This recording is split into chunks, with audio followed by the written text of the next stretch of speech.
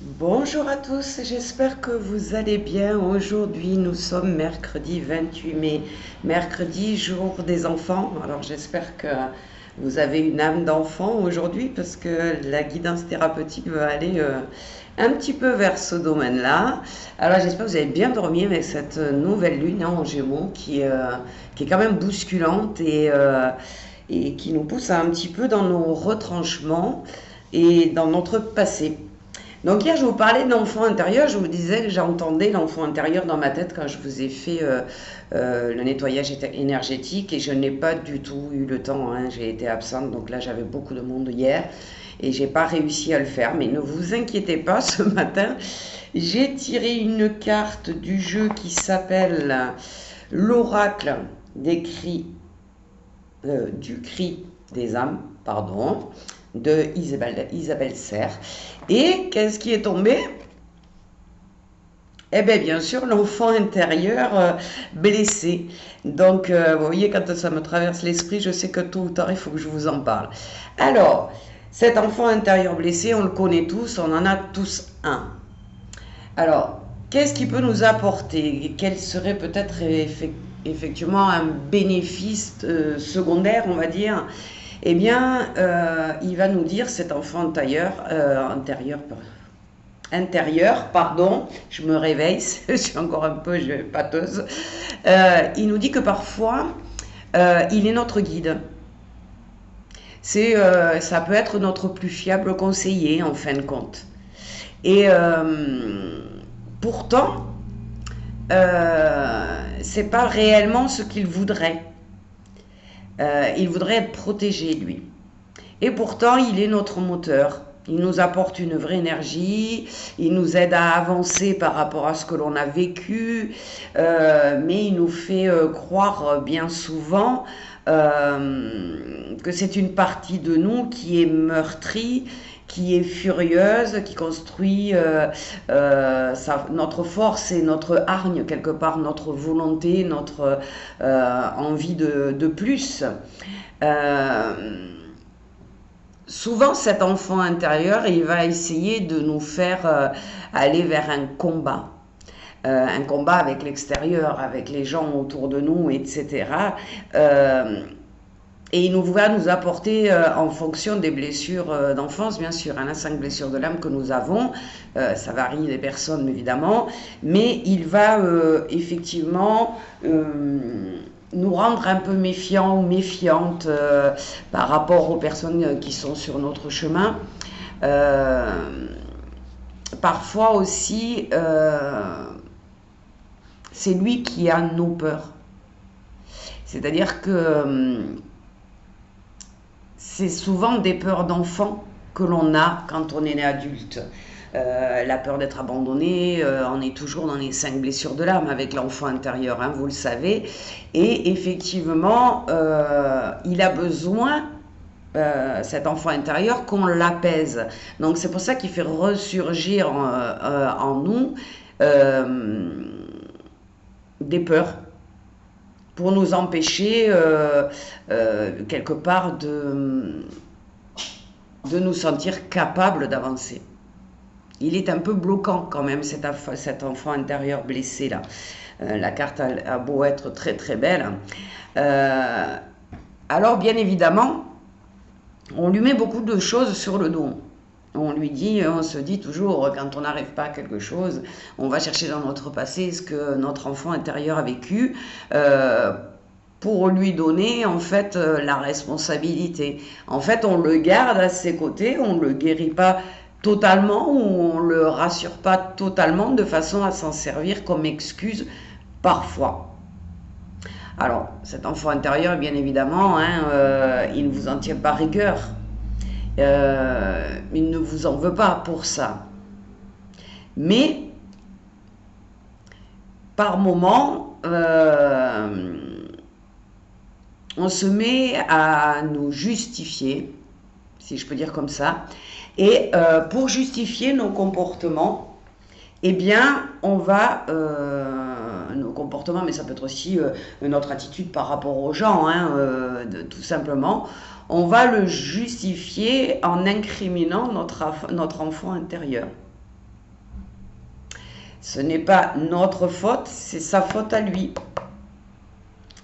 Et ça nous aide à prendre conscience de notre part de responsabilité dans les choix que l'on fait, dans les mots que l'on emploie. On va souvent dire que c'est pas nous qui parlons, c'est lui. Parce que lui, il a été blessé, parce que lui, il est triste, parce que lui, voilà, il a nos 5 blessures de l'âme à l'intérieur, donc quelque part, on se déculpabilise en le comment on dit, je perds le terme, en disant tout simplement que c'est à cause de lui. Alors, cet enfant intérieur, il nous dit en fin de compte, je suis gravé en toi, je fais partie de toi.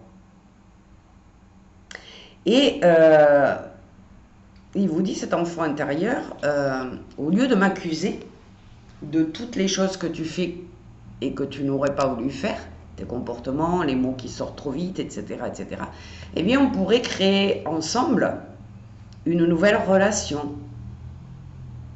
pour ton bien-être.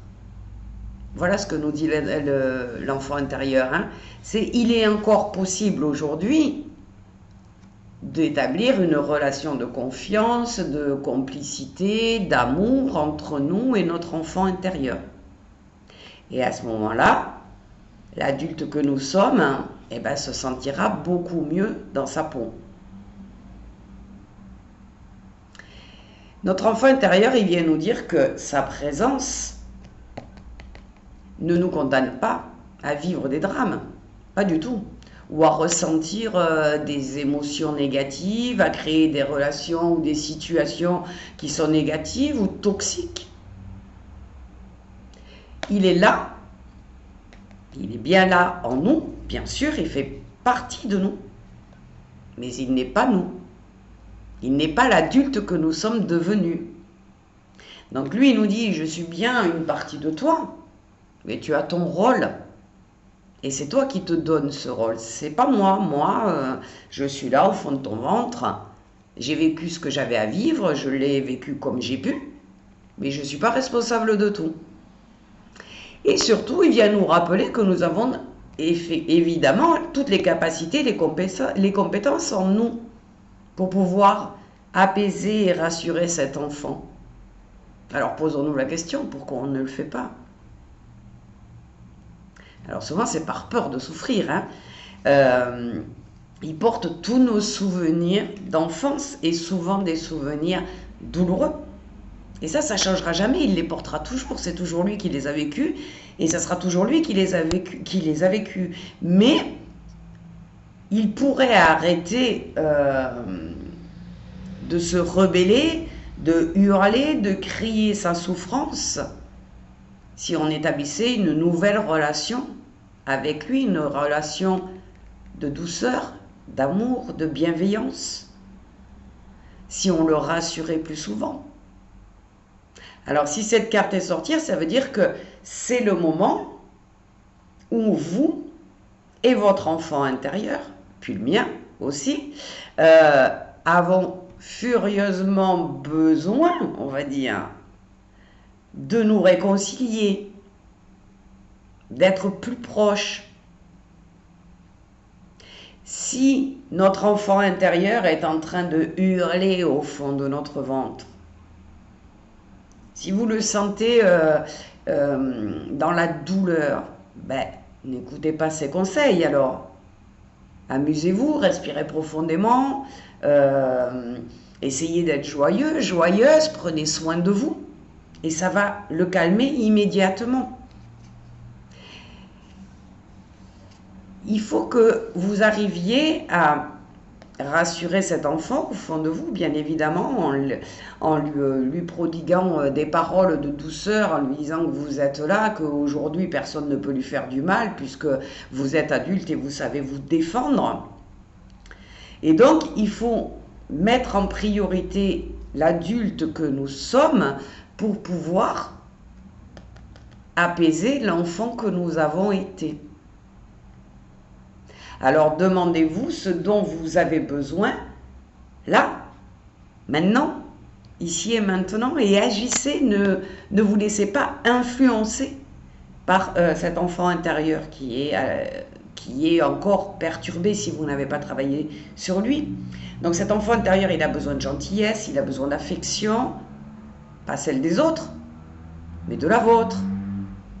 Donc vous devez être gentil, bienveillant, affectueux avec vous-même. Et du coup, par ricochet, avec lui. Donc, évidemment qu'il y a une fatalité qui est que on ne peut pas effacer cet enfant intérieur. On ne peut pas se libérer de cet enfant qui est en nous. Mais on sait qu'on a besoin de lui pour savoir qui on est vraiment. C'est pour ça que c'est important, d'où on vient. Et pour prendre conscience aussi de tout le chemin que nous avons parcouru jusqu'à aujourd'hui. Et que l'on va continuer, bien évidemment, à parcourir. Donc cet enfant intérieur, il vient nous dire aussi que l'on peut s'apaiser. Et que pour s'apaiser, tout simplement, chaque jour, on peut se concentrer sur quelque chose qui nous fait réellement du bien, quelque chose que nous aimons vraiment. Et il va nous demander, cet enfant intérieur, de nous engager envers nous-mêmes, pour qu'on nous consacrer chaque jour quelques minutes à s'amuser, à rire, à avoir des discussions sympas avec nos amis, à aller se promener dans la nature, en un mot, à se faire plaisir tous les jours un petit peu. Donc on pourrait aussi se répéter un mantra qui serait mon passé est source d'enseignement. C'est-à-dire que oui, il est là et il restera toujours là. Il m'aide à être qui je suis aujourd'hui. Mais aujourd'hui, l'essentiel est de m'occuper de moi pour pouvoir apaiser mon enfant intérieur. Voilà ce que je peux vous dire comme message provenant de votre enfant intérieur. J'espère que ça vous a éclairé un petit peu. Alors, n'oubliez pas, chaque jour, trouvez un moment pour rire, trouvez un moment pour vous faire plaisir et pour apprécier les bonnes choses que vous avez dans la vie. J'ai envie de dire, tous les jours, donnez-vous un peu de joie et soyez dans la gratitude de tout ce chemin parcouru et puis de tout ce que vous avez aujourd'hui dans votre vie. Concentrez-vous sur le positif. Et sur ces belles paroles, je vous souhaite une excellente journée et je vous dis à très bientôt.